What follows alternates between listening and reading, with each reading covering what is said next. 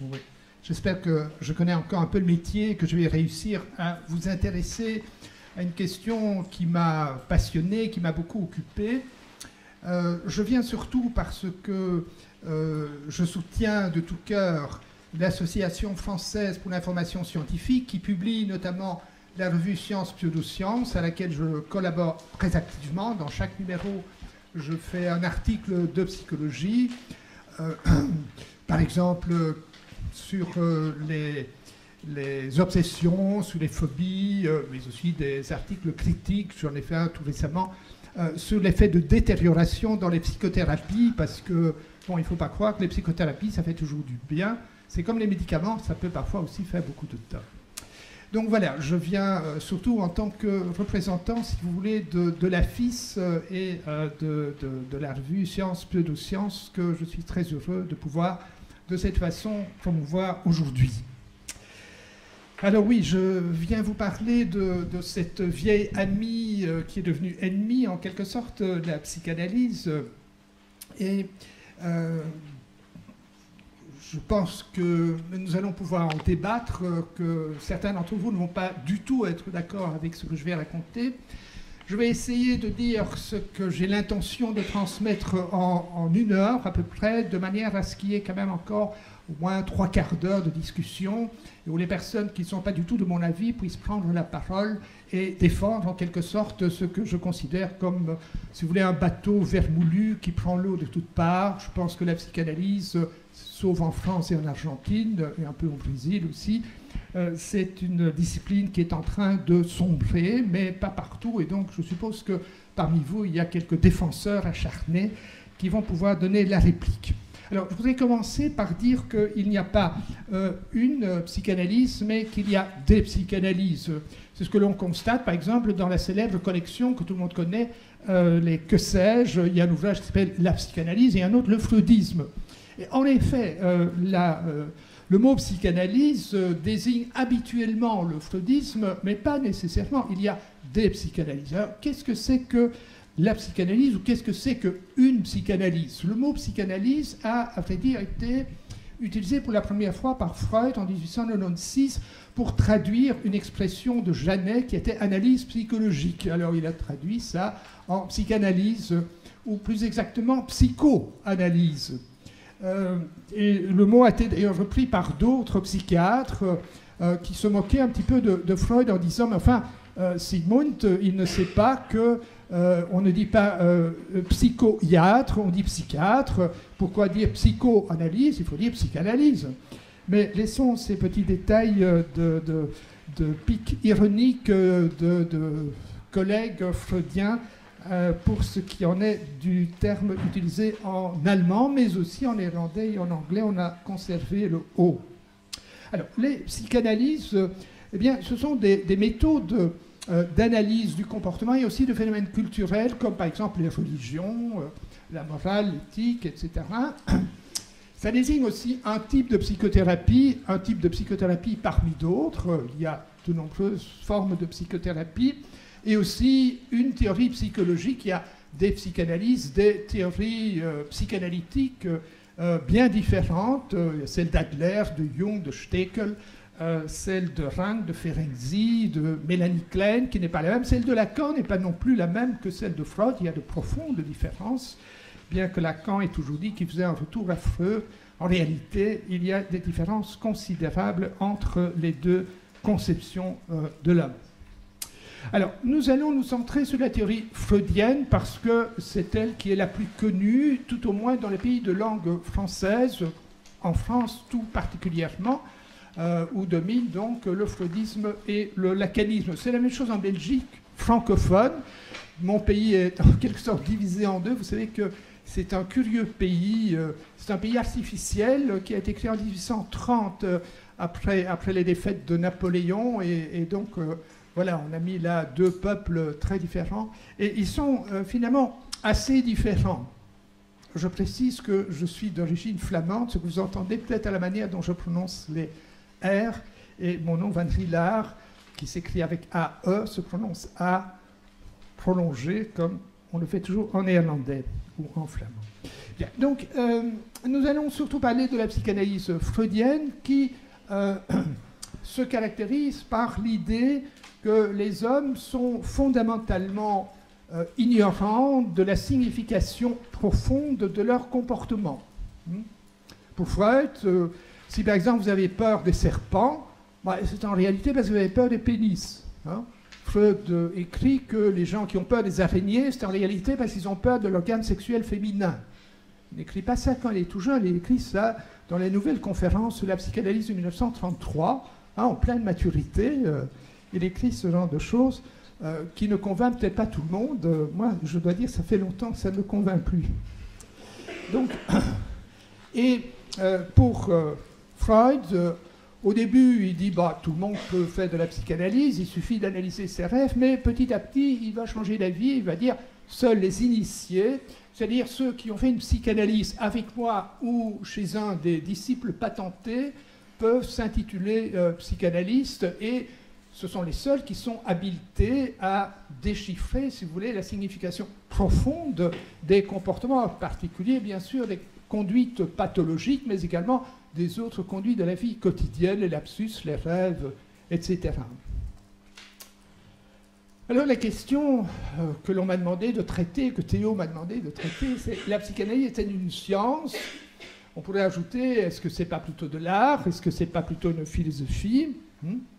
Alors, Freud au début pensait faire de la science, mais il a oscillé au cours de sa carrière pour ce qui est de la relation à la science. Et par exemple, il écrit quand même en 1925, donc déjà il a bien avancé en âge, il est mort en 1939, donc il est né en 1856, donc voilà, il est déjà au sommet de sa carrière, et il définit à ce moment-là quand même la psychanalyse comme un art de l'interprétation, Deutungskunst, et il ajoute même que ce n'est pas difficile à apprendre, ce qui est également mon avis. En fait, la psychanalyse, ce n'est pas très compliqué, vous allez voir quelles sont les règles d'interprétation, c'est très simple en fait, mais beaucoup de gens l'ignorent, et il y a un petit malin qui s'appelle Jacques Lacan qui a tout compliqué en rajoutant, si vous voulez, de la philosophie surréaliste et aussi du Kojève, du Hegel, etc., pour rendre les choses très compliquées, même incompréhensibles. Mais en réalité, la psychanalyse, Freud le dit, il n'est pas difficile à apprendre, et effectivement, ce n'est pas difficile à apprendre, comme nous allons le voir. Donc Freud écrit à certains moments, en tout cas, que la psychanalyse, c'est avant tout un art. Bon, on dit aussi que la médecine, c'est un art, pourquoi pas la psychanalyse? Mais il tient assez bien à cette idée que c'est un art de l'interprétation, un art ou une science, en tout cas, très particulière. Et cela se voit bien dans le choix du titre de l'ouvrage qu'il préférait, de son ouvrage chéri, qui est l'interprétation du rêve. C'est le plus gros des ouvrages de Freud, qui fait 700 pages. C'est aussi celui qu'il a toujours préféré, qu'il a le plus remanié. Enfin, il y en a un autre, les 3 essais sur la théorie de la sexualité, il a beaucoup remanié aussi. Mais celui-là, en tout cas, il y a travaillé tout au long de sa carrière, alors que c'est le premier gros ouvrage qu'il publie en son nom, 1900. Et donc, Die Traumdeutung a été traduit en français par La science des rêves. Eh bien, ce titre français est inexact. Et Freud, d'ailleurs, si vous le lisez, dans le premier chapitre, il passe en revue les théories scientifiques du rêve, et dans le chapitre 2, ça commence par l'interprétation du rêve, et il dit « Je ne fais pas de la science comme font tous ces scientifiques, je me rattache à la tradition populaire de l'interprétation ». Et donc les traducteurs, qui ont quand même fini par lire un peu convenablement ce qu'ils traduisaient, lors d'une autre traduction, 1967, les PUF ont modifié le titre « L'interprétation des rêves », ce qui n'est toujours pas une bonne traduction, parce que Freud parle de Traumdeutung, c'est Traum est au singulier, et en effet pour Freud, tous les rêves ont toujours la même signification. Tous les rêves, quels qu'ils soient, même les pires cauchemars, pour Freud, sont toujours la réalisation déguisée d'un désir qui habituellement remonte jusqu'à l'enfance. Et donc la bonne traduction, finalement, c'est l'interprétation du rêve. Bon, alors ça c'est couper un peu les cheveux en 4, c'est peut-être l'occasion de montrer que je connais quand même assez bien Freud, pour avoir passé des milliers d'heures à le lire religieusement, hein, en quelque sorte, pour faire ma thèse de doctorat, l'enseigner. J'ai d'abord enseigné que Freud était un génie. Les dernières années, ou plus exactement à partir du début des années 80, j'ai commencé à dire que ce n'était pas un génie, puis j'ai fini par dire que c'est un charlatan, et je vous expliquerai pourquoi tantôt. Je pense que Freud était effectivement un charlatan. Donc, alors, dans son tout dernier article, là, il nous dit que la psychanalyse, il l'a déjà dit un peu avant, mais voilà, autant prendre le dernier mot, il dit la psychanalyse c'est une science, et il dit même c'est une partie de la psychologie, et la psychologie, dit-il, est une science de la nature, Naturwissenschaft. Hein. Il ne dit pas c'est une science humaine, il ne dit pas ce qu'on... À l'époque, on ne parlait pas de sciences humaines, mais on parlait de sciences de l'esprit, hein, on parlait des sciences morales, etc. Et Freud pense que non, la psychologie, c'est vraiment une science naturelle, et la psychanalyse fait partie de la psychologie, plus exactement, c'est la psychologie des profondeurs. Nous allons voir dans un instant ce qu'était la profondeur freudienne. Alors, quelques avis sur la psychanalyse. Est-ce que finalement c'est une science? Qu'est-ce que c'est? Alors, quelqu'un qui a bien étudié la psychanalyse, qui est un philosophe extrêmement intelligent, un génie de la philosophie et de l'épistémologie, c'est Ludwig Wittgenstein, que beaucoup d'entre vous connaissent, ne fût-ce que de nom. Et il connaît d'autant mieux la psychanalyse qu'il est viennois comme Freud et que sa sœur s'est fait psychanalyser par Freud. Il connaît bien ça de l'intérieur. Et lui-même, au début, il a une opinion très positive à la psychanalyse, mais qui commence petit à petit à se dégrader. Plus il connaît la psychanalyse et plus il en vient à cette idée que, en fait, la séduction des idées de Freud, c'est en quelque sorte comme de la mythologie, c'est-à-dire des fables. Ce n'est pas de la science. Ce sont des pseudo-explications fantaisistes avec lesquelles n'importe quel âne peut maintenant expliquer n'importe quoi, dit-il. Et il ajoute, et attention, ce n'est pas innocent, ça peut même être franchement dangereux. L'analyse, écrit Wittgenstein, peut être nocive. Effectivement, elle peut détériorer les personnes qui s'y adonnent corps et âme de façon naïve. Alors, quel est l'avis du Freud français, c'est-à-dire Jacques Lacan, grâce auquel d'ailleurs la psychanalyse a encore en France tellement de succès? Remarquez que dans les pays où la psychanalyse a encore une certaine aura, c'est toujours les pays où le lacanisme a pénétré, hein, bien qu'en Argentine soit plutôt le clanisme, mais enfin, bon. Et que dit alors Jacques Lacan? C'est intéressant de voir aussi l'évolution de ce personnage haut en couleur, avec lequel j'ai eu l'occasion moi-même de m'entretenir, ce qui montre que je ne suis plus très jeune. J'ai en effet rencontré Jacques Lacan, j'ai eu l'occasion de dîner avec lui parce que mon patron, Jacques Scott, était un grand ami de Lacan. Voilà, il est venu en 1972 à Louvain, dans mon université, et vous pouvez d'ailleurs constater là Jacques Van Hillard qui devait avoir, je suis né en 1944, faites le calcul, donc j'étais à l'époque assistant. Vous voyez comme c'est amusant, comme on était encore habillés à l'époque, hein, donc avec une cravate, un veston, etc. Peut-être pour séduire la charmante personne qui était à côté de moi, qui est d'ailleurs devenue ma femme. Voilà, donc j'ai assisté à cette fameuse conférence que vous pouvez d'ailleurs voir encore en vidéo sur YouTube et ailleurs. Il y a aussi un film qu'on peut voir.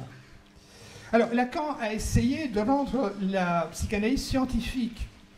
Hein, Roustan a fait tout un bouquin là-dessus, hein, qui s'appelle de l'équivoque à l'impasse, où il montre comment Lacan désespérément essaye de faire de la psychanalyse une science. Et même à la fin de sa vie, à partir des années 70, il va commencer à utiliser des formules mathématiques, il va faire de la topologie, etc. Il va utiliser des concepts scientifiques très élaborés.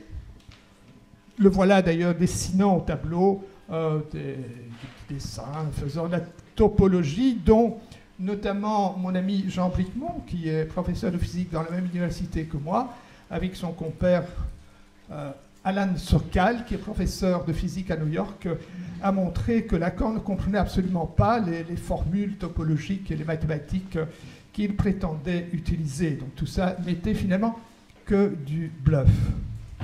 Je me souviens encore mon patron me disant, vous savez, Vandila, il faudra se mettre aux mathématiques parce que maintenant Lacan fait des mathématiques supérieures. Alors, oulala, j'étais très impressionné parce que n'étant pas spécialement brillant mathématicien, s'il fallait se farcir cela. Mais entre-temps, j'ai quitté le bateau de la psychanalyse. J'ai été très heureux quand Sokal et Brikmont ont publié cet ouvrage montrant bien que tout ça n'était que du bluff. Alors, Lacan, en 1975, va au célèbre MIT et il va faire des conférences devant un parterre des chercheurs de plus haut niveau, dont des linguistes notamment Noam Chomsky, et qui va lui poser une série de questions, fait des objections. Et Lacan, à la fin, un peu désespéré ou avec humour, avec cynisme, a terminé son exposé en disant « Je suis un poète ». Et Chomsky, après ça, devait dire « Lacan était un charlatan conscient de l'être, qui jouait avec le milieu intellectuel parisien pour voir jusqu'où il pouvait aller dans l'absurdité, tout en continuant d'être pris au sérieux. » Et donc ça a fait un coup à Lacan. Ce passage aux États-Unis, au MIT, ça a été pour lui désastreux. Toute l'affaire est bien racontée dans un livre de Shelley Turkle, dont je vais parler dans un instant. Et il devait, après cela, dire des choses étonnantes qu'on a quand même osé reproduire. J'ai toujours été étonné que Jacques-Alain Miller, son gendre, ose publier les propos mot à mot de Lacan, disant alors à la fin de sa vie, la psychanalyse est une pratique délirante, le psychanalyste ne doit jamais hésiter à délirer, la psychanalyse est à prendre au sérieux bien que ce ne soit pas une science, comme l'a montré abondamment un nommé Karl Popper. Ce n'est pas une science du tout, parce que c'est irréfutable, c'est une pratique qui durera ce qu'elle durera, c'est une pratique de bavardage. Et le séminaire, d'ailleurs, s'appelle une pratique de bavardage. Donc, vous voyez que le statut scientifique de la psychanalyse pose problème, et ce qui montre aussi que la psychanalyse n'est peut-être pas, en tout cas, une science au sens fort du terme, c'est à quel point, je vais peut-être choquer l'un ou l'autre, à quel point elle intéresse les philosophes. Des gens comme Ricoeur, qui a écrit un très gros livre que j'ai acheté, je ne suis pas arrivé au bout, c'est un peu compliqué, enfin, jargonnant, de l'interprétation essai sur Freud, et tout le monde a entendu parler de l'ouvrage de Michel Onfray, qui lui alors montre à quel point Freud a en quelque sorte projeté, si vous voulez, sur l'humanité son problème édipien personnel, essayant de faire croire que tout le monde avait un complexe d'Édipe. Je ne sais pas, si vous étiez moins nombreux, je demanderais qui ici a eu un complexe d'Édipe. Enfin, je vais tout de suite vous dire que moi, je n'ai pas vécu des complexes d'Édipe. Enfin, certains diront que mon analyse, ma didactique n'a pas été suffisamment profonde. Mais rassurez-vous, si vous n'avez pas éprouvé des sentiments édipiens typiques, eh bien, vous n'êtes pas seul. Voilà, donc la psychanalyse, elle intéresse surtout les philosophes, et ce qu'on voit en France, ce qui est une exception par rapport au reste du monde, c'est que d'abord il y a un cours de philo consistant en humanité, ce qui a été une très bonne chose. On en parle beaucoup en Belgique. Moi, je serais assez favorable à ce qu'il y ait un cours de philosophie qui remplace peut-être les cours de religion, pourquoi pas. Mais ce qu'on voit, une autre exception, c'est le succès de la psychanalyse précisément en France. Et une des raisons, ce n'est pas la seule, mais une des raisons est assurément le fait que Freud, que la doctrine freudienne fait vraiment partie du programme du cours de philosophie. Voilà ce qu'écrit mon ami Michel Onfray dans son Crépuscule d'une idole.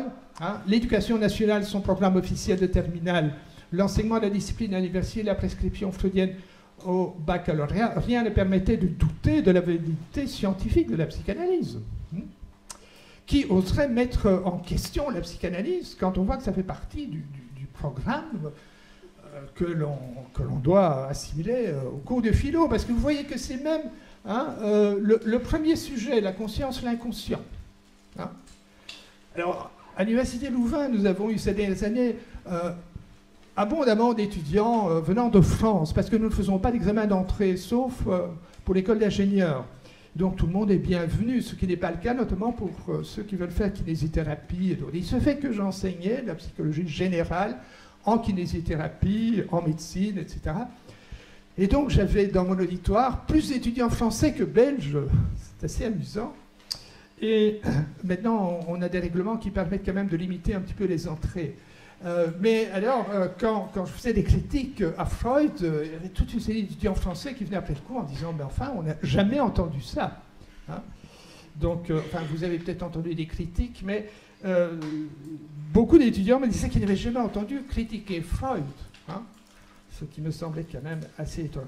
C'est ce qui explique notamment que Freud est ainsi au programme. Et vous voyez comment, dans l'annonce révisée de son bac, qui paraît dans Le Monde, tout récemment, bah, c'est la figure de Sigmund qui est là. Hein. Et donc, c'est pas étonnant que la France, avec l'Argentine, soit le pays le plus freudien au monde. Hein. Ce que vous pouvez lire dans l'ouvrage d'une sociologue américaine, Shelley Turkle, qui est diplômée d'Harvard et qui enseigne maintenant au MIT.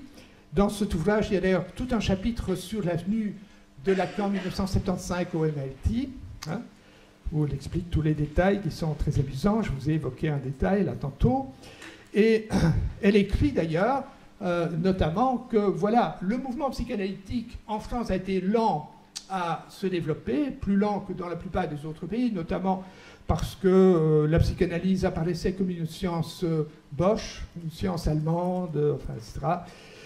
Enfin, pour diverses raisons, ça n'a pas démarré très vite, mais alors, à partir des années 1950, 60, notamment avec la télévision, Dalton, Lacan, etc., alors là, ça a été véritablement explosif, et comme l'écrit Shelley Turkle, même aux États-Unis, les gens n'ont pas cru à un point comme on croit en la psychanalyse en France, et il faut toujours ajouter, et en Belgique francophone. Ne croyez pas que les Belges francophones soient plus malins, hein, non, pas du tout. Hein. Donc quand je dis la France, c'est hop, on met la Belgique francophone avec. Hein.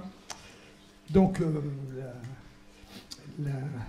l'hygiène mentale, tout ça, en Wallonie, tout ça, c'est très freudien comme ici. Une des raisons du succès de la psychanalyse, c'est pas tellement ses résultats thérapeutiques, nous allons voir qu'ils sont minces en général, mais une des raisons fondamentales du succès de la psychanalyse aux États-Unis, c'est le cinéma, les films d'Hitchcock, etc. Et en Europe aussi, notamment après, avec la télévision. Hein. Je me souviens avoir vu, quand j'étais encore jeune étudiant, Les Passions secrètes, hein, un film qui raconte l'histoire de patients de Freud. Le scénario a été fait par Sartre, d'ailleurs. Et voilà, un film qui a eu un énorme succès aux États-Unis. Hein, La maison du docteur Edwards. Edward Bess raconte une guérison quasi miraculeuse grâce au ressouvenir de quelque chose qui était refoulé. Donc c'est vraiment la théorie freudienne à la mode Hollywood, et beaucoup de gens croient encore que lorsqu'ils ont des problèmes, ou que les gens qui ont des problèmes, c'est parce qu'ils ont refoulé un souvenir, une expérience ou un fantasme, et qu'il suffirait de déterrer ce fantasme, et hop, on n'est plus alcoolique, et hop, on n'a plus d'obsession, et hop, on n'a plus de phobie. Non, c'est faux. C'est un énorme mensonge. Ça ne se passe jamais comme ça. Mais c'est ce qu'on voit dans les films. C'est ce que aussi ce brave Woody Allen, très amusant, génial cinéaste, qui lui-même a fait 20 ou 30 ans de psychanalyse, je ne sais plus, eh bien, fait aussi passer dans certains de ses films. Bien, alors, la psychanalyse est-elle une science? Ben, il faut s'entendre sous le mot science. Alors, faisons 5 minutes, si vous voulez, d'épistémologie, très rapidement, parce que là-dessus, on pourrait faire toute une conférence, et même tout un cours d'épistémologie, 30 heures. Mais rappelons donc que le mot science est utilisé de multiples façons. Étymologiquement, et il est encore utilisé comme ça dans le langage courant, science peut désigner tout simplement un savoir. Hein. On parle de la science de la cuisinière, de la science du forgeron, enfin, etc. Il était utilisé d'ailleurs vraiment comme synonyme de connaissance pendant tout un temps, même dans la langue savante. Là, vous voyez un passage de la Bible. Hein. À la Renaissance, on commence à insister sur le fait qu'une véritable science, elle se base sur le raisonnement, l'observation, l'expérimentation. Et aujourd'hui, je pense que beaucoup de personnes seraient d'accord avec cette définition que j'ai composée à partir de ce que tout le monde peut lire, en disant que c'est un ensemble de connaissances rationnelles, de connaissances rationnelles vérifiées de façon objective et méthodique, qui permet d'observer, d'expliquer et, si possible, aussi de contrôler les phénomènes. Donc, voilà. On peut dire, on peut définir comme ça la science. Bon, on pourrait discuter longtemps et peut-être que certains vont revenir dans la discussion. J'espère pas trop longuement là-dessus parce qu'on peut discuter jusqu'à demain sur ces questions de définition. Ce qu'il faut en tout cas rappeler, c'est qu'il y a plusieurs types de sciences. Soyons bien d'accord, les sciences formelles ont d'autres critères que les sciences qu'on peut appeler empirico-formelles ou les sciences empiriques expérimentales comme la physique, qu'on qualifie parfois comme la reine des sciences, la plus solide, la plus fantastique, la plus admirative, enfin à mes yeux et aux yeux, je pense aussi de beaucoup d'autres. Et donc, il y a à côté de ça quand même ce qu'on peut appeler les sciences interprétatives herméneutiques, que l'on a appelé de multiples façons au cours du temps, et notamment à la fin du XIXe siècle en Allemagne, il y a eu ce qu'on a appelé la guerre des méthodes, avec Dilthey et d'autres, le problème des sciences de l'esprit, comme on disait, des sciences morales, dont l'exemple par excellence, c'est l'histoire. Dilthey lui-même était à la fois philosophe et historien, et beaucoup de gens ont estimé que les critères devaient être différents de ceux de la science expérimentale, des sciences naturelles, des sciences dures, que non seulement l'objet est différent, mais que les méthodes aussi doivent être différentes. Moi, je pense que les méthodes ne peuvent pas être radicalement différentes. Maintenant, toutes les sciences ont des méthodes différentes. Le sociologue ne travaille pas de la même façon que le psychologue, par exemple. Mais il y a tout de même une base commune de toutes les sciences, et même si les sciences herméneutiques ne peuvent pas appliquer avec la même rigueur une méthodologie de recherche, il y a tout de même des règles à respecter, me semble-t-il, dans les sciences comme l'histoire, la psychologie, la sociologie, etc. Enfin, la psychologie a un statut quand même parmi les sciences humaines assez particulier parce qu'elle peut faire, elle, de l'expérimentation au sens fort du terme, pas seulement de l'observation avec des corrélations, etc. C'est une science expérimentale, en tout cas dans une de ses parties. Donc il faut toujours envisager plusieurs explications. Il faut être bien conscient du caractère relatif des explications. Il faut essayer de faire des implications vérifiables des énoncés ou de la théorie. Nous allons voir des exemples précisément avec la psychanalyse. Et il faut avoir le courage de transformer et même de remplacer les énoncés. Je pense qu'une science se caractérise par le fait qu'il y a des énoncés qui demeurent, heureusement, parce que s'il n'y avait pas, si vous voulez, une certaine accumulation de savoir, on ne pourrait pas faire des opérations à cœur ouvert, on ne pourrait pas envoyer des engins dans l'espace, il n'y aurait pas de GPS, il n'y aurait pas d'ordinateur, etc. Donc, il y a une accumulation des connaissances, mais il y a aussi toute une série de connaissances qui sont périmées, qui sont réfutées, falsifiées au cours du temps. Alors, précisément, la multiplicité des manières d'interpréter des faits, des comportements, eh bien, elle va apparaître dès le début de l'histoire de la psychanalyse, dès le début. Steckel, qui est un ancien patient de Freud, a l'idée de faire des petites réunions entre médecins chez lui tous les mercredis, et donc il y a parmi les tout premiers participants aux réunions psychologiques du mercredi, il y a donc Steckel et Adler. Et ces hommes vont assez rapidement se disputer quant aux interprétations, parce qu'ils parlent de leurs patients respectifs, ils vont se quereller, et les querelles vont devenir assez vives. En effet, Adler est d'une part, au plan politique, très différent de Freud. Freud est plutôt un bourgeois de droite, tandis que Adler est un socialiste de gauche, même assez militant. Il a épousé une femme révolutionnaire, très, très engagée. Et il est aussi admirateur de Nietzsche. Il pense que, au fond, le ressort fondamental de nos comportements, la plupart du temps, c'est ce que Nietzsche appelait la volonté de puissance. Nous désirons nous affirmer être reconnus, hein, alors que Freud pense que le ressort fondamental des comportements, c'est toujours la libido. Hein. Et bon, je sais qu'il était un peu entre les deux. Lui, il croit aussi que la spiritualité et que la religion aussi... enfin, bref. Ils ont tous des conceptions différentes et ils vont se disputer. Alors, Adler va créer sa propre école, l'école de psychanalyse libre. Notez bien. Psychanalyste libre parce qu'il trouvait que Freud était trop dogmatique, et il va donc créer une société pour la psychologie individuelle. Alors, Stekel, lui, va fonder son propre mouvement, la psychanalyse active, parce qu'il trouve que Freud, en restant dans son fauteuil, là, simplement, en ne faisant que des interprétations sexuelles, il n'aide pas les gens à se mettre en mouvement. Et les problèmes de conflit d'interprétation vont recommencer peu de temps après la rupture avec les deux premiers. Ça va recommencer avec Jung, qui pourtant était en quelque sorte le dauphin de Freud. Freud avait plein d'espoir pour Jung, qui va être d'ailleurs le premier président de l'Association internationale de psychanalyse. Mais là aussi, les hommes vont commencer à se disputer, notamment sur la question d'Édipe. Bon, alors Jung dit, mais voilà, il dit, je pense qu'un bon sauvage, on parlait comme ça à l'époque, maintenant, c'est à peine si on ose encore, il dit, un bon sauvage préfère coucher avec une jeune femme qu'avec sa mère. Hein. Freud, lui, il pensait que ce qui était l'aspiration fondamentale, en tout cas de l'enfant, c'était de coucher avec le parent du sexe opposé. Et aussi, sur la définition de la libido, etc., je n'entre pas dans les détails pour dire que les deux hommes aussi vont avoir des conflits. Et Jung, alors, a une idée.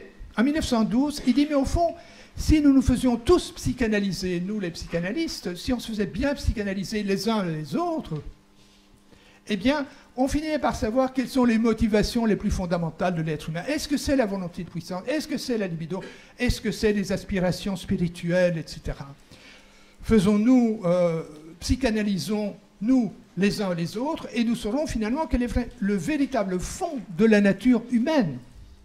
Alors Freud dit, non, moi je me suis déjà psychanalysé moi-même. Hein. J'ai fait mon auto-analyse, ce qui est une légende.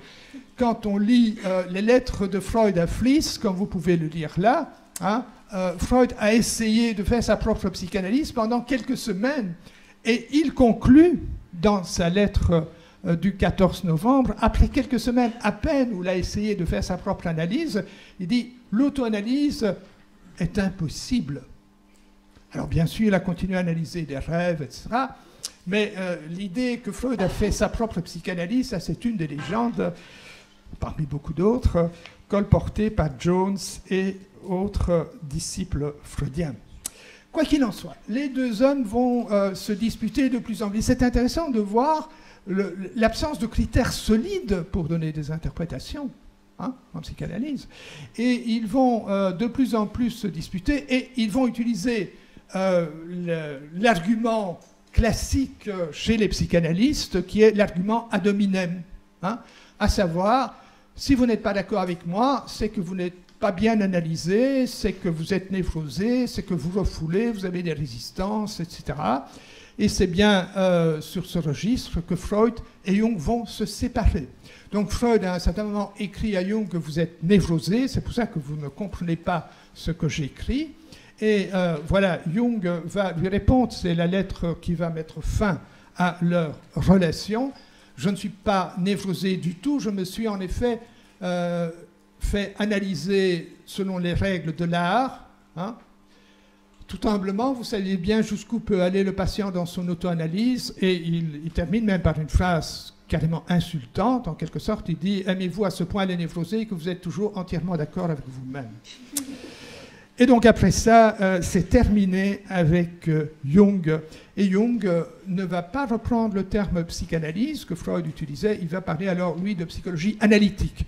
Alors, Freud a réussi en quelque sorte à garder l'étiquette psychanalyse, qu'il a en quelque sorte labellisée, et qui fait qu'aujourd'hui, la plupart du temps, quand on parle de la psychanalyse, on pense à la psychanalyse freudienne, mais je répète, il y a de nombreuses façons de faire de l'analyse psychologique, c'est-à-dire de la psychanalyse.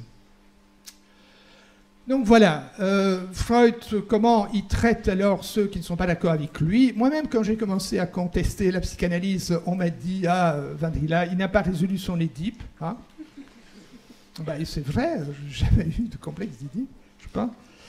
En France, c'est pire. Là, on vous dit carrément que vous êtes antisémite ou fasciste. Enfin, ce sont quelques insultes que j'ai entendues à la publication du livre noir de la psychanalyse dont je suis co-auteur. C'est assez particulier, ces étiquetages politicistes. J'espère que vous ne m'en voudrez pas de le dire, mais c'est comme ça en Belgique, on ne m'a jamais dit tu es de droite, tu es antisémite parce que tu critiques la psychanalyse. On dit non, mais tu es névrosé, tu n'as pas bien été psychanalysé, tu ne comprends pas bien, ou tu es agressif, mais on n'a pas ces implications politiques. Bien, je ferme la parenthèse, c'était une petite pique à l'endroit de Madame Roudinesco, certains connaissent le personnage, c'est surtout elle qui fait ce genre d'interprétation malveillante. Un mot sur le titre de psychanalyste. Eh bien, un certain nombre d'entre vous ne le savent peut-être pas, mais dans aucun pays au monde, le titre de psychanalyste n'est légalement défendu. Tout le monde, absolument tout le monde, vous pouvez dire que vous êtes psychanalyste, que vous faites de l'analyse psychologique. Alors, bon, si vous voulez être un peu sérieux, vous allez vous inscrire dans une des nombreuses écoles de psychanalyse, vous allez faire une psychanalyse didactique, comme on dit, mais en réalité, rien ne vous empêche de mettre sur votre porte psychanalyste. Et personnellement, je connais des gens, je n'en ai pas rencontré beaucoup, mais qui n'appartiennent à aucune école de psychanalyse, qui, un jour, j'étais à un dîner chez des gens, j'avais été invité, la maîtresse de maison m'avait dit « Jacques, il y a un psychanalyste, tu vas quand même pas l'agresser ?» Je dis « Non, t'inquiète pas, je sais être poli quand il faut, surtout pour toi. » Mais enfin bon, on va promener après le dîner, puis je me retrouve à côté d'un type, enfin, le psychanalyste typique, enfin une barbe, une pipe, enfin le style 68. Et donc, je dis « Tiens, que faites-vous » Il dit « Moi, je suis psychanalyste. » Je dis, tiens, vous savez que Eysenck est mort tout récemment. Eysenck, je ne connais pas. Je dis un psychanalyste. Eysenck est le psychologue qui a critiqué le plus la psychanalyse du point de vue scientifique. Alors, je dis, au fond, et vous êtes plutôt psychiatre? Non, non, dis-moi, j'étais électricien. Oui, et alors, j'ai fait une dépression. Et alors, j'ai été en psychanalyse, j'ai trouvé que c'était vraiment bien. Et qu'au fond, c'était pas compliqué. Freud lui-même le dit. Et donc voilà, je me suis installé comme psychanalyste, ça marche très bien. Why not? Donc voilà. Hein. Ne confondez pas avec psychothérapeute, psychologue, psychiatre, ça sont tous des titres qui sont légalement protégés. Le psychiatre est quelqu'un qui a d'abord fait la médecine, le psychologue est quelqu'un qui a étudié dans une université comme celle-ci pendant 4-5 ans, c'est ça? 5 ans en principe, comme ça en Belgique en tout cas. Le titre de psychothérapeute est récemment légalisé. Dans certains pays, il faut être psychiatre ou psychologue pour pouvoir faire une spécialisation. Enfin, nous reviendrons éventuellement dans les questions là-dessus. Sinon, renseignez-vous, vous trouverez ces distinctions facilement sur n'importe quel site. Mais j'avance parce que je vois que l'heure coule à toute allure. Alors, la méthode freudienne, en quoi consiste-t-elle? Eh bien, le psychanalyste écoute. Hein, classiquement, Freud nous dit des associations libres, c'est-à-dire que le client, l'analysé, le patient, appelez-le comme vous voulez, dit absolument tout ce qui lui passe par la tête, même si ça paraît inconvenant, grossier, peu importe. Il dit tout ce qui passe par la tête. Et alors, il est couché sur un divan, ce qui est relativement confortable. Hein. Et le psychanalyste, alors lui, va construire des interprétations. Alors, j'insiste sur le mot construire, parce que, comme nous allons le voir dans un instant, personne ne voit directement l'inconscient. Les significations inconscientes sont toujours construites, inférées. Hein. Personne ne voit l'inconscient directement. C'est toujours une construction, l'interprétation bien sûr. Et Freud, il va construire ses interprétations à partir surtout de rapprochements qu'il va faire entre ce que dit le patient maintenant et des événements de son passé, et même de sa toute petite enfance, parce que Freud pense que les névroses, tout ça, ça se construit déjà, ça s'élabore avant l'âge de 5 ou 6 ans. Donc il va falloir retourner très très loin dans le passé, dit Freud. Mais il va également utiliser deux autres clés, qui sont le décodage symbolique et les jeux de mots, en quelque sorte. Alors, exemple du décodage symbolique, Freud écrit dans l'interprétation des rêves que si vous rêvez d'un objet en longueur, hein, canne, tronc d'arbre, parapluie, etc., etc., tout ça, ce sont des pénis. Hein. Si vous rêvez de ça, ben, voilà. Alors, il y a une anecdote amusante, je ne sais pas si elle est réelle, mais on la raconte très souvent. C'est que, c'est Jones d'ailleurs qui l'écrit dans sa biographie de Freud, et il dit qu'un jour, il y a un des élèves de Freud qui regarde Freud qui était en train de tripoter son cigare, et il avait un petit sourire, et Freud lui aurait dit, parfois un cigare n'est rien d'autre qu'un cigare. Mais qui décide de ça? Pourquoi est-ce que, quand même, ce cigare ne serait pas un pénis, après tout, hein? C'est bien possible, inconsciemment. Inconsciemment, bien sûr. Ou peut-être qu'un cigare n'est toujours qu'un cigare. Alors, les interprétations, parce que Freud appelait les mots ponts, hein, Wortbrücke, eh bien, c'est surtout Lacan qui a utilisé. Alors, on trouve des exemples chez Freud, bien sûr. Si vous lisez L'homme au rat, par exemple, etc., il y a de très jolis exemples. Alors, j'en ai pris un que j'ai trouvé très amusant. J'ai lu par hasard ce livre. Je lui ai fait un long voyage. Et alors, j'avais emprunté cet ouvrage de Dolto. Je me dis, tiens, plutôt que de lire une bande dessinée, autant lire Dolto. Et donc, j'ai lu avec stupéfaction, dès le début du livre, à la page 19, une conférence qu'elle a faite 2-3 ans avant sa mort, donc au sommet, si vous voulez, de son art. Elle explique là que les enfants qui ont des problèmes de lecture, c'est parce qu'ils sont en train de fantasmer sur le lit de leurs parents. Et l'argument essentiel, elle n'a pas fait d'enquête méthodique là-dessus, voir des enfants, faire des échantillons, tout ça.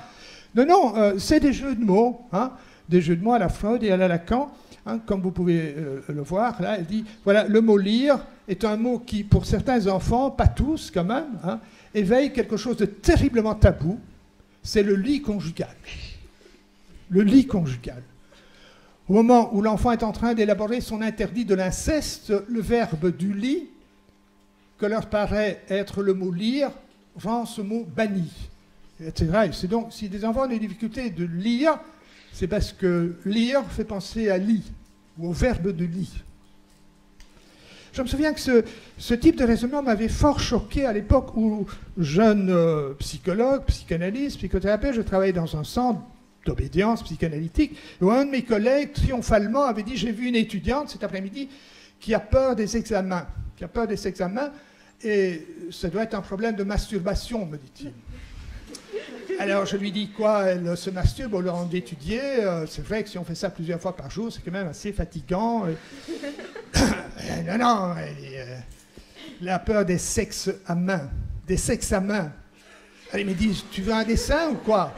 Ah, des sexes à main. Ah oui. Masturbation, ça vient de manus, la main. Oh. Oui. J'avais pourtant pratiqué, comme tout adolescent, ce genre d'activité, mais la connexion était un peu difficile et je me suis dit tout de suite, mais en fait, si cette étudiante avait été flamande, l'examen se dit tentam, masturbasi, hein, le mot est à peu près le même qu'en français, c'est international, je pense. Bien, voilà.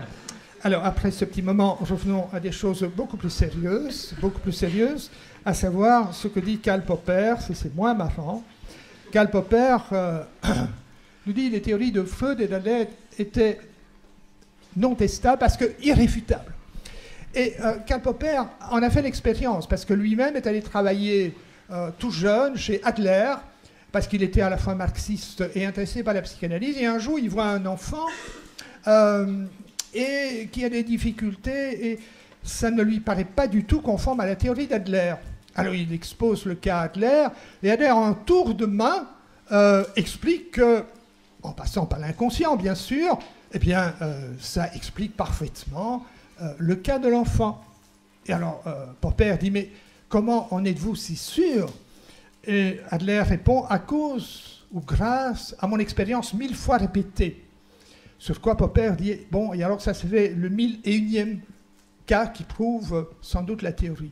Et comme il avait assisté aussi à une conférence d'Einstein, où Einstein avait expliqué la difficulté de trouver une expérience qui permette de démontrer la théorie de la relativité, mais en prenant un risque, à ce moment-là, Popper a eu l'idée de ce qu'on appelle le principe de réfutabilité. Beaucoup de personnes connaissent la théorie de Popper, mais ignorent que l'idée de la théorie de la réfutabilité de Popper, elle vient précisément de la rencontre de la psychanalyse. Parce que Popper se dit, mais au fond, alors la théorie de Freud, ça marche tout aussi bien pour n'importe quel cas. Il y a toujours moyen, toujours, sans aucune exception, de démontrer que quelqu'un a un complexe d'Oedipe, par exemple. Hein.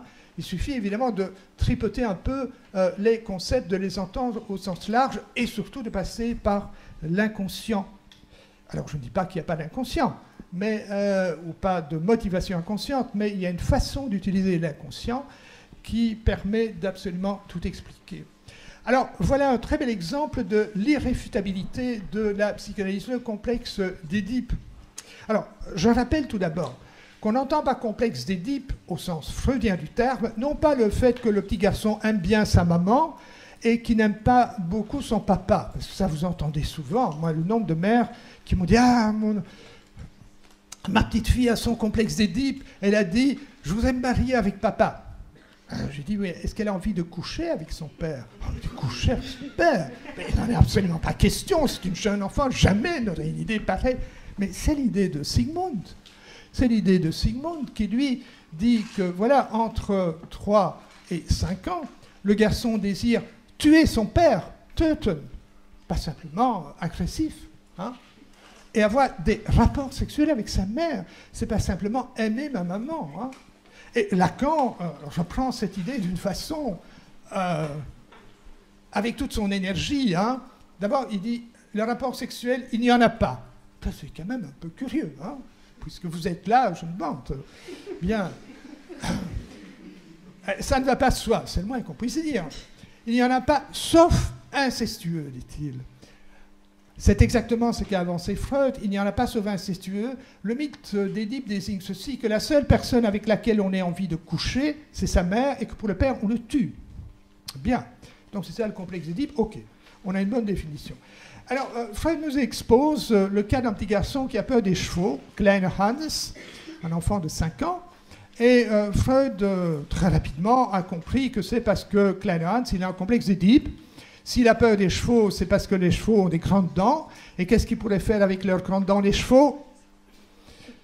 Sectionner ce avec quoi on aurait envie de coucher avec maman. Donc voilà, c'est en fait la peur de la castration qui fait que Hans a peur des chevaux. Et le cheval, nous dit Freud, est le symbole du père. Ce qui est curieux, c'est que l'enfant a peur surtout du symbole, mais pas, si vous voulez, du signifié, à savoir le père. Parce que Hans aime beaucoup son père, il va toujours se réfugier chez son papa lorsqu'il veut un cheval. Et par contre, nous apprenons aussi à la lecture de Freud, du cas, que le petit Hans est très agressif à l'égard de sa mère. Alors, comment expliquer que Hans a quand même un complexe d'Oedipe? Ah ben, c'est simple. L'agressivité pour sa mère, ce sont des impulsions sadiques, ce qui prouve, nous dit Freud, le désir d'inceste. Quant à l'amour pour son père, c'est une formation réactionnelle. Si Hans est tellement affectueux avec son père, c'est parce qu'inconsciemment, il a envie de le tuer. Simple. Avec un tel raisonnement, je me demande qui n'a pas de complexe d'Oedipe. Non, alors, soyons sérieux, nous dit Karl Popper, qui connaît ce genre de fable, il nous dit, en fait, ce qui caractérise les sciences, c'est la formulation d'énoncés qui sont réfutables, mais qui vont éventuellement être confirmés et qui vont faire partie, évidemment, du corpus de la science. Mais il y en a d'autres qu'on va laisser tomber. Donc, ce qui caractérise le mieux la science, si vous voulez, c'est l'utilisation d'une poubelle. Les psychanalystes n'utilisent pas de poubelle. J'en ai fait l'expérience assez douloureuse quand moi-même je travaillais à ma thèse doctorat, c'était sur le thème de l'agressivité en psychanalyse, et j'avais dit à mon promoteur, qui était un psychanalyste pur et dur, je lui avais dit, vous savez, ce complexe de pulsion de mort, hein, ça explique tout, et donc rien finalement, ça explique les guerres, le masochisme, le sadisme, la dépression, la réaction thérapeutique négative, etc., etc. Finalement, c'est un mauvais concept. Ah, il m'a regardé, il m'a dit, Vanilla, vous allez relire Freud jusqu'à comprendre. Et donc, ce que j'ai compris, c'est qu'un assistant qui veut finir sa thèse, s'il a un promoteur psychanalyste, il doit fermer sa gueule s'il veut devenir docteur. Ce que j'ai fait d'ailleurs, dans ma thèse, j'ai expliqué, comme un bon jésuite, ou je ne sais pas ce qu'il faut dire, oui, c'est peut-être pas gentil pour les jésuites, enfin bref, j'ai donc expliqué que c'était un concept, je ne sais plus, enfin j'ai inventé un truc. Donc tout ça est passé, j'ai été nommé professeur, d'abord changé de cours, etc., faisant partie de la bonne équipe, et c'est seulement après, alors que j'ai commencé à dire ce que je pensais, et de plus en plus, ce qui, pour mon ancien patron, a été une catastrophe. Surtout, il avait 2 assistants, et l'autre, c'était pas mieux, parce que celui-là, il était allé à Vincennes, et il était devenu tout à fait gauchiste. Alors que mon patron était psychanalyste, mais quand même très, très de droite. Et donc, il a été... Moi c'est parce que moi, je venais tout le temps avec la science, et l'autre venait toujours avec la politique. C'était vraiment... Il était à plein. Il est mort d'ailleurs assez jeune. Je ne sais pas si j'y suis pour. Bien. Voilà ce que disait Freud. Hein. Bon, alors Freud, me direz-vous, nous allons revenir tantôt à changer parfois d'avis. Oui, une fois sûrement. Très, très fort. Nous allons voir la théorie de la séduction dans un instant. Mais sinon, Freud dit, voilà, ce qu'il faut surtout, c'est mettre en liaison les vues précédentes avec ce que l'on pense par la suite. Alors, est-ce qu'on peut dire la psychanalyse est une pseudo-science? Ben, en fait, on peut déduire de la psychanalyse des énoncés réfutables. On peut y revenir tantôt, mais je crains de ne pas avoir le temps de bien développer ça. Quoi qu'il en soit, certains auteurs, certains épistémologues, comme par exemple Cioffi, eh bien, vont dire que... Ah oui, là, il y avait une très... Cette dia, je l'ai un peu loupée. Donc, vous voyez que Freud, quand même, à la fin de sa vie, devient beaucoup plus nuancé. Au début, il dit, voilà, si vous ne me croyez pas, vous êtes névrosé, vous avez des résistances, etc., etc. À la fin de sa vie, par exemple, dans son tout dernier livre, eh bien, il va reconnaître qu'au fond, les interprétations de signification inconsciente sont toujours des inférences. Et que donc, ça peut donner lieu à des grandes différences entre les psychanalystes. Bien, oui, alors je reprends l'idée là de la pseudoscience parce que irréfutable. Eh bien, quelqu'un comme Frank Cioffi, qui est un remarquable épistologue de l'Université du Kent, fait remarquer qu'il y a quand même des énoncés que l'on peut opérationnaliser en quelque sorte et donc éventuellement valider parce qu'ils sont réfutables. Mais, nous dit Cioffi, la psychanalyse est quand même une pseudo-science. Parce que Freud, eh bien, il vraiment n'était pas du tout rigoureux. Et même, parfois, il travaillait n'importe comment, il mentait. Et une chose absolument incroyable, et qui vous montre bien la dévotion qu'ont les gens pour Freud, c'est qu'il a fallu attendre 1974 pour que Cioffi fasse le rapprochement entre des textes du tout début de l'œuvre de Freud et d'autres. À savoir qu'au début, Freud dit, voilà, tous mes patients, mes patientes en particulier, sont névrosés parce qu'elles ont subi des sévices sexuels. Mais, dit-il, oui, je vois, il est à peu près l'heure pour la discussion. Je voudrais encore parler au moins 5 minutes. Ça permet déjà de répondre à des objections, d'ailleurs. Et il va donc affirmer que c'est toujours des faits réels, dit-il, toujours des faits réels. Mais, dit-il, ils sont très difficiles à mettre en évidence. Et il faut parfois plus de 100 heures pour les mettre en évidence. Il faut véritablement arracher, morceau par morceau, ces souvenirs. Aucune de mes patientes, pratiquement, ne se rappelle des sévices sexuels. C'est très difficile de les faire remonter à la surface. Et qu'est-ce qu'il va dire quelques années plus tard? Il va dire que c'est les patientes qui l'induisaient en erreur. Alors, quand on met ces textes l'un à côté de l'autre, les textes de 1896 et les textes d'après 1900, où Freud dit « les patientes me racontaient continuellement qu'elles avaient des désirs pour le père ou qu'elles avaient été séduites par le père », tout ça, c'était en fait le complexe d'Édipe. Donc, vous voyez à quel point Freud a peu de rigueur. Hein. Dans un premier temps, il dit « voilà, ce sont des faits réels, mais très difficiles à trouver ». Et dans un deuxième temps, il va dire « oui, mes patientes me racontaient tout le temps ces histoires, bon, et en réalité, ce n'était que des fantasmes ». Et il va alors développer, ça c'est une des grandes modifications dans l'histoire de la psychanalyse freudienne, l'idée que, notamment, les sévices sexuels ne sont que des fantasmes. De manière générale, d'ailleurs, la psychanalyse subjectivise en quelque sorte les problèmes. C'est toujours dans l'inconscient. Hein. Si les ouvriers manifestent, c'est parce qu'ils n'ont pas résolu le complexe d'Édipe, etc. Donc, contrairement, par exemple, à la psychologie scientifique, aux théories comportementales qui vont toujours voir la personne en situation et tenir beaucoup compte de l'environnement, des stimuli, des renforçateurs, des conséquences du comportement.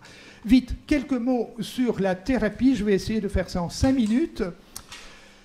À toute allure, donc, pour dire que pour ce qui est des résultats thérapeutiques de la psychanalyse, eh bien, c'est pas terrible. Freud lui-même disait, au fond, la psychanalyse, ça marche pourquoi? Surtout pour les hystériques. On ne sait pas très bien ce que les hystériques. Hein. Je ne sais pas si quelqu'un a des définitions, on peut y revenir tantôt. Mais quoi qu'il en soit, on vous a peut-être expliqué que le premier cas de l'histoire de la psychanalyse, c'est celui de Anna O. Bertha Pappenheim, qui souffrait d'hystérie et qui, grâce au traitement de Breuer, qui a été un peu le mentor de Freud, elle a été délivrée absolument de tous ses symptômes. Eh bien, ça, c'est une légende. C'est une légende, c'est un mensonge assez scandaleux. Parce que Ellenberg, qui est un psychiatre et historien de la psychiatrie, a découvert un jour les papiers, les dossiers de cette patiente qui avaient été envoyés à l'Institut psychiatrique de Kreuzlingen, chez les Binswanger, et en réalité, le traitement de Breuer l'avait complètement détraquée. Elle était devenue morphinomane et Breuer ne savait absolument plus quoi en faire. Elle était venue pour une toux que Breuer avait qualifié d'hystérique, et elle avait fini à l'Institut psychiatrique. Donc il faut savoir, c'est un cas exemplaire du fait qu'une thérapie peut faire plus de tort que de bien.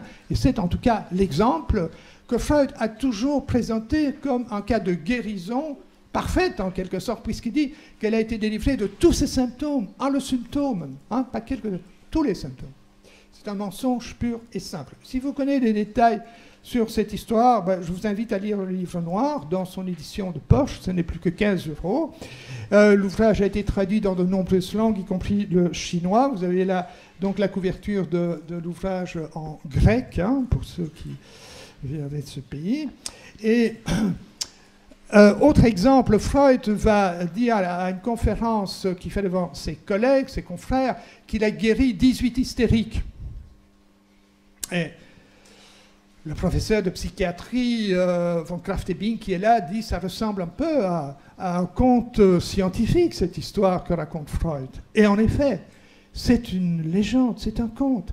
Parce que l'on a découvert les lettres, on a plutôt pu sauver les lettres de Freud à son ami Fliess de cette époque.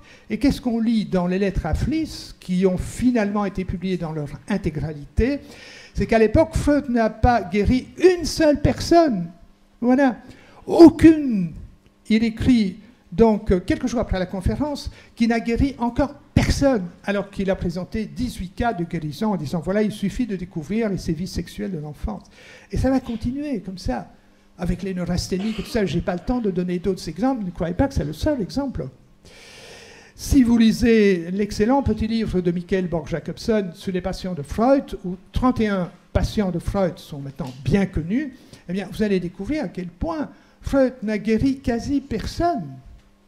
Évidemment, pas mal de cas étaient qualifiés d'hystériques, étaient en réalité des cas neurologiques, mais il y a même eu un nombre impressionnant de suicides et de tentatives de suicide. Freud était un très mauvais thérapeute, finalement. Et lui-même plaisantait sur la chose. Il écrit, par exemple, à Oscar Pfister en 1909, il dit « Les conditions d'application de la psychanalyse trouvent leur optimum là où elle est inutile, c'est-à-dire chez l'homme sain. » Si vous voulez lire un article, je vous renvoie à Sciences Pseudosciences, au site, j'ai écrit un article sur les désillusions de Freud quant à sa thérapie. L'article est très long, il est en 2 parties, parce que j'ai collectionné dans les lettres de Freud. Il faut lire la correspondance de Freud pour se rendre compte à quel point Freud lui-même ne croyait plus dans le pouvoir thérapeutique de la psychanalyse. C'est peut-être une des raisons aussi, pas seulement le cancer, pour lequel il a toujours une mine pour le moins sinistre. Hein. Il ne rayonne pas de bonheur. Et ce qu'il a alors trouvé comme formule de rechange, c'est de devenir didacticien, c'est-à-dire de faire de la formation. Hein.